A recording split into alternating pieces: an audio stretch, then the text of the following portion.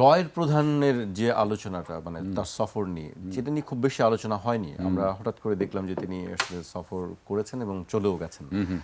আপনার কাছে কি মনে হয় হঠাৎ এই সময় তার এই সফরটা কি কারণে? প্রথম কথা হচ্ছে যে বাংলাদেশ ভারত সম্পর্ক উনাদের কথা মতোই আমরা অন্যান্য অনেক সূত্র থেকে এটা জানতে পেরেছি যে ভারত বাংলাদেশ সম্পর্ক ভারতের মানে পক্ষ থেকে এটা নিয়ন্ত্রণ করতে হচ্ছে প্রধানমন্ত্রীর কার্যালয় অর্থাৎ নরেন্দ্র মোদীর কার্যালয় এবং এবং এটার ছিলেন তখন ন্যাশনাল সিকিউরিটি অ্যাডভাইজার হিসেবে অজিত দোভাল সাহেব এটার ফুল দেখতেন। যখন 5ই আগস্ট এখান থেকে শেখ হাসিনা চলে যান তারপরেই কিন্তু অজিত দোভাল ওনাকে রিসিভ করেন, অজিত দোভাল ওনাকে নিয়ে যান এবং অজিত দোভাল ওনার সাথে ডিব্রিফিং করেন। ডিব্রিফিং মানে হচ্ছে যে শেখ হাসিনা কি করেছেন সব কিছু উনি বলে দিয়েছেন। এবং আমাদের এক ভাই কয়েকদিন আগে বলেছে যে বাংলাদেশের কোনো রাষ্ট্রীয় গোপনীয়তা যা গোপন তথ্য শেখ হাসিনা জানতেন সবই এখন ভারতের কাছে চলে গেছে বলে আপনি ধরে নিতে পারেন। এবং এতদিন পর্যন্ত এই 2 বছর ধরে এটা কিন্তু পিরিয়ডিক মানে নিয়মিতভাবে এই আপনার সেশন বলি বা এই যে মিটিংগুলা এগুলা কিন্তু অজিত দোভাল করতেন। এই কয়েকদিন আগে অজিত দোভাল এটা চেঞ্জ করেছেন। অজিত দোভাল আর করবেন না, ওনার বয়স হয়েছে, উনি আপনি জানেন বোধ উনি 85 ইয়ার্স ওল্ডের মতো, 80 আপ। এখন করবে হচ্ছে আইবির চিফ। আইবি মানে হচ্ছে ওদের ইন্টেলিজেন্স ব্যুরো। এগুলো হচ্ছে গিয়ে মানে যেগুলো পররাষ্ট্র বিষয়ক গোয়েন্দা সংস্থা এগুলো ভারতের। তো তাহলে আপনি বুঝতে পারছেন যে ভারতের এবং বাংলাদেশের সম্পর্ক এবং শেখ হাসিনার সম্পর্ক এটার সাথে গোয়েন্দাটাই হচ্ছেন এটার প্রধান নিয়ন্ত্রক। গোয়েন্দারা যে প্রধানমন্ত্রীকে বলেন, প্রধানমন্ত্রী মানে ভারতীয় প্রধানমন্ত্রীকে। সো সেই হিসাবে আমি বলতে চাই যে রয়ের প্রধানের ভিজিট আমার কাছে মনে হয় যে এটা কোনো অস্বাভাবিক কিছু না। আমার কাছে মনে হয় ওদের পক্ষ থেকে। আমাদের পক্ষ থেকে আমরা কেন এটা হোস্ট করলাম, আমাদের হোস্ট কে ছিল এটা হোস্ট কি এনএসআই চিফ নাকি এটা ডিজিএফআই চিফ আমরা জানি না। ধরেন এটা একটা সিম্পল কথা, কিন্তু একটা টেকনিক্যাল ইনফরমেশন সেটাও আমরা জানি না। উনি কেন আসছেন কি, সাধারণত একটা ইন্টেলিজেন্স চিফ আর একটা ইন্টেলিজেন্স চিফের সাথে আসে যখন ইন্টেলিজেন্স কোঅপারেশন থাকে। নগদ নিয়ে এলো হার না মানা হার অফার। সর্বনিম্ন 10,000 টাকা রেমিটেন্স নগদে পাঠালে থাকছে স্বর্ণের হার জেতার সুযোগ। আপনি কিন্তু বাংলাদেশের সাথে ভারতের কোঅপারেশনের ফ্রেমওয়ার্ক কি সেটাও আমরা জানি না।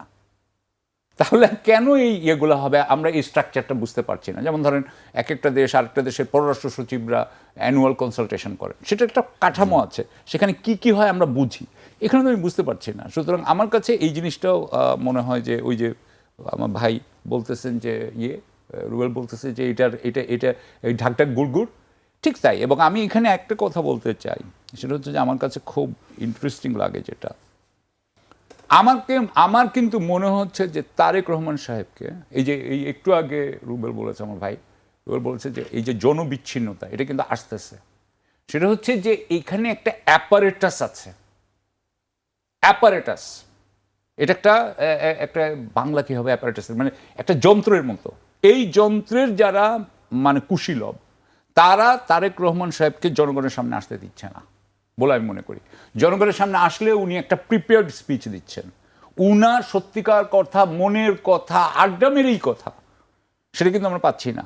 সুতরাং উনাকে একটা জায়গায় ওই পর্দার পিছনে রেখে দেওয়া হচ্ছে, একটা খুবই কৃত্রিম এক ধরনের অবস্থায় রেখে দেওয়া হচ্ছে। আমরা কিন্তু শেখ হাসিনাকে যতটুকু চিনতাম আমরা তারেক রহমানকে তার তুলনায় কিছুই চিনি না। এবং উনাকে রেখে এই অ্যাপারেটাস যেটা কিন্তু আসলে জনগণের সাথে তার কোনো দায়বদ্ধতা নাই, তারাই কিন্তু এখানকার পুরো শাসনটাকে কন্ট্রোল করতেছে, পুরো শাসনটাকে তারা কন্ট্রোল করতেছে। যেমন ধরেন আমি আপনাকে একটা উদাহরণ দিই। শেখ হাসিনার সময় কিন্তু যারাই কুশীলব ছিল তারা কি করতো, ব্যাংক থেকে আপনার ঋণ নিত, যে ঋণ তারা কখনো পরিশোধ করতো না। আপনি জানেন সেটা 6 লাখ কোটিতে এসে, ঠিক আছে। এখন তো আর এই ঋণ নিতে পারছে না এই কুশীলবরা। কুশীলবদেরকে বলা হচ্ছে যে অনেকেই নাকি অনেক পদ নাকি বিক্রি হয়ে যাচ্ছে বাংলাদেশ সরকারের। তাহলে যদি আপনি পদ বিক্রি হচ্ছে, মানে দেখেন অ্যাপারেটাস কিন্তু এটা বলতেও দিচ্ছে না, কোথাও এগুলোর কিন্তু রিপোর্টও হচ্ছে না। কিন্তু আমি যখন দু একজনকে জিজ্ঞাসা করি, ধরেন টক শোতে বিভিন্ন জনে বলেন এই কথাগুলো, এবং আমরা যখন একজন ধরেন রাজনৈতিক নেতার সাথে জিজ্ঞাসা করি যে আপনি কি এরকম কোনো খবর পেয়েছেন, উনি তো নিজেরাই বলেন যে একটা বড় বড় ফিগারের কথা বলেন, একটা অ্যামাউন্টের কথা বলেন, আইজি বা আমি পজিশনও বলতে চাই না, এক একটা পজিশনে এক একটা হিউজ অ্যামাউন্ট বলেন।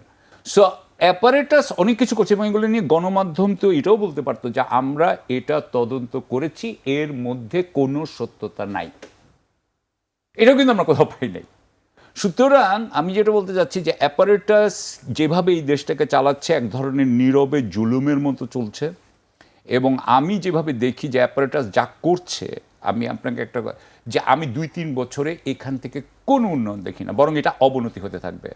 কারণ অ্যাপারেটাস যখন চালায়, যে জনগণের সাথে দায়বদ্ধতা নাই, ধরেন সে যদি, আমি একটু উদাহরণ দিই, ধরেন একটা ওসির থেকে আপনি একজন 1 কোটি টাকা নিয়ে তাকে পোস্টিং দিয়েছে, আপনি তো 3 বছরে ওসির থেকে কোনো জিজ্ঞাসা করতে পারবেন না যে কীভাবে এইখানে আইন শৃঙ্খলা ঠিক করবেন। কারণ ওসি বলবে যে আমি আপনাকে 1 কোটি টাকা দিচ্ছি, আমার 1 কোটি টাকা উঠাইতে হবে, আগামী পোস্টিংয়ের জন্য আমার আরও 1 কোটি টাকা লাগবে, হয়তো আরও 2 কোটি টাকা লাগবে, কথার কথা বললাম, রাইট? সো আমি 3 কোটি টাকা আগে উঠাবো, 3 কোটি টাকা আমি উঠাবো কীভাবে, আপনার ইয়েতে আগেও বলেছি যে অপরাধী, অর্গানাইজ ক্রাইম, তাকে ক্রাইম করতে দিব।